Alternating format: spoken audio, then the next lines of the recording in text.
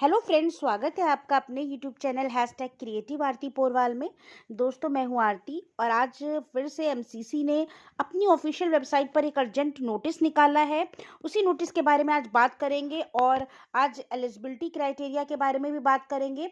और दोस्तों, नीट 2020 की जो स्ट्रे वैकेंसी की काउंसलिंग है ऑल इंडिया कोटा की, उसमें क्या रिक्वायर्ड है डॉक्यूमेंट्स, आपको क्या क्या डॉक्यूमेंट्स काउंसलिंग में ले जाने हैं, उसकी लिस्ट भी मैं आपको बताऊंगी।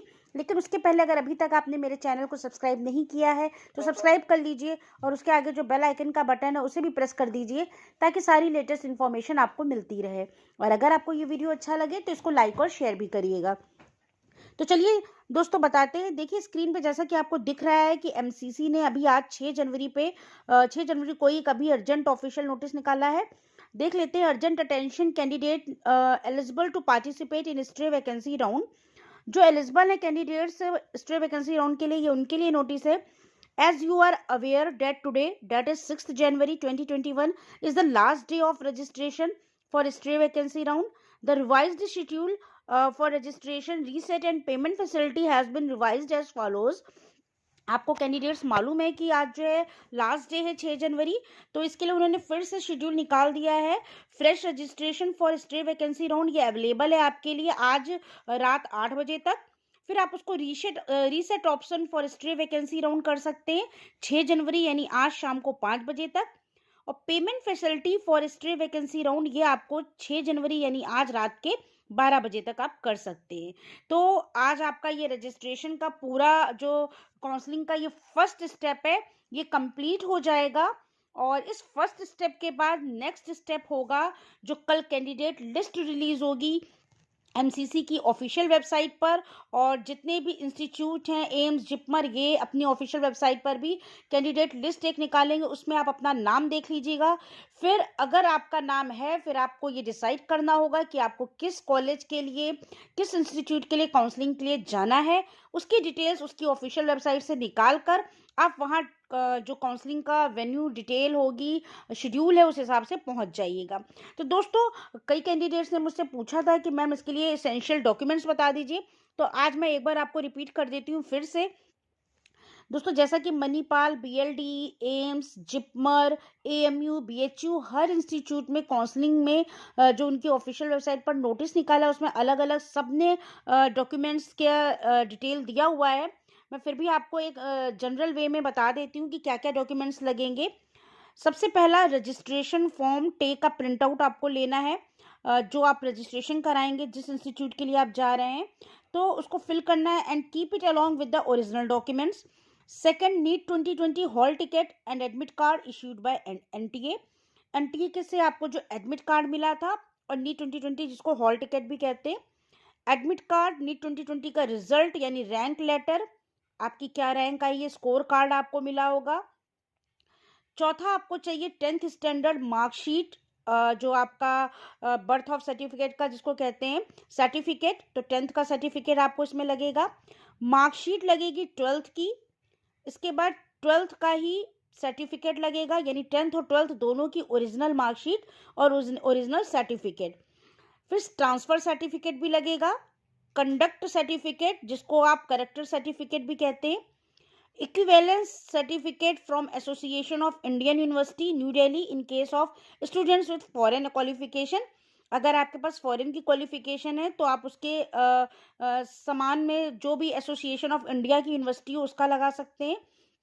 इसके बाद अगर जो फ़ी पेमेंट आपने किया है, ट्रांसफ़र डिटेल उसकी लगाइएगा, आपने क्या जो उसका डिटेल हो, डीडी बनवाया है, जो भी पेमेंट ऑफ फ़ी ऑनलाइन की है उसका भी जो लगेगा डॉक्यूमेंट। फिर self attested copy of PAN card parent and candidate for Indian citizen.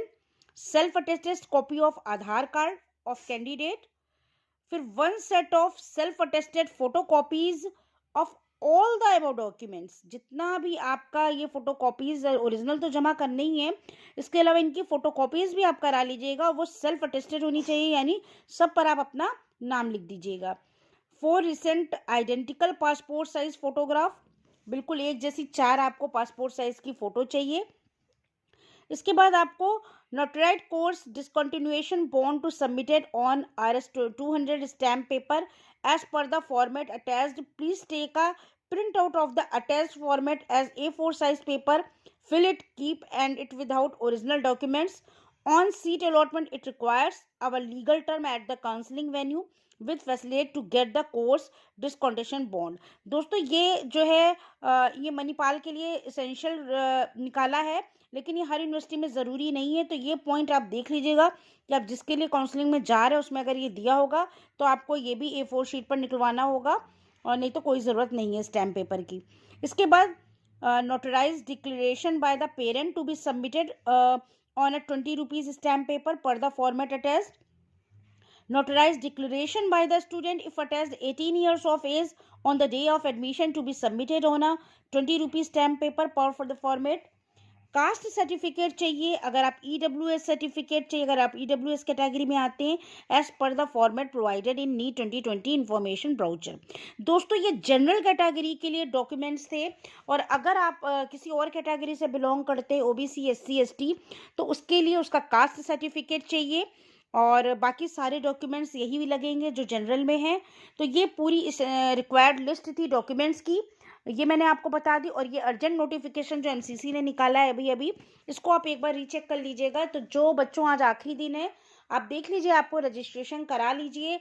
अगर आपके मार्क्स कम हैं या एवरेज भी हैं तो आप इसमें रजिस्ट्रेशन कराना चाहिए, क्योंकि अगर आपके मार्क्स कम है लेकिन आपका बजट अच्छा है तो डीम्ड कॉलेजेस जितने भी हैं महाराष्ट्र में, तमिलनाडु में, कर्नाटका में बहुत सीटें हैं।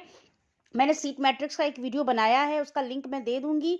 उसमें आप देख लीजिए किस स्टेट में कितनी सीट्स हैं, उस हिसाब से आप वहाँ के लिए काउंसलिंग में ज़रूर जाइएगा। तो आपको पूरा चांस है कि कम मार्क्स पे भी आपको अच्छा कॉलेज मिल जाएगा। तो दोस्तों ये पूरी न्यूज़ थी स्टेट वैकेंसी काउंसलिंग से रिलेटेड जो MCC ने ऑफिशियल वेबसाइट पे निकाला है। इसेंशियल डॉक्यूमेंट्स के बारे में मैंने आपको बता दिया। और अगर आपको कोई क्वेरी हो, आपको किसी और चीज़ पर वीडियो चाहिए तो मुझे कमेंट में ज़रूर बताइएगा, मैं आपको लेटेस्ट अपडेट देती रहूँगी। और जिपमर, एम्स, BHU, AMU और मणिपाल का और BLD यूनिवर्सिटी का मैंने अलग अलग सारे वीडियो डाल रखे हैं कि सबका काउंसलिंग का वेन्यू, डेट, टाइम आ गया है, आप एक बार चेक कर लीजिएगा। नेक्स्ट वीडियो में मैं सभी का एक साथ काउंसलिंग की डेट और टाइम बना के आपको बता दूंगी। और नेक्स्ट वीडियो के लिए तब तक आप वेट करिए, और थैंक यू।